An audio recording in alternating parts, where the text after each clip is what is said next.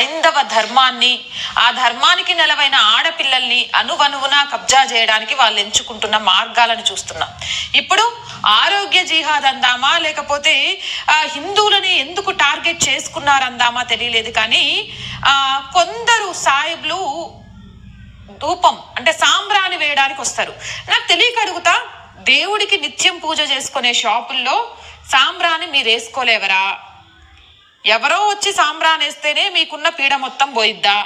ఆ నమ్మకంతో సాంబ్రాణి వేయించుకుంటే అది స్లో పాయిజన్ గా మారుతుందట.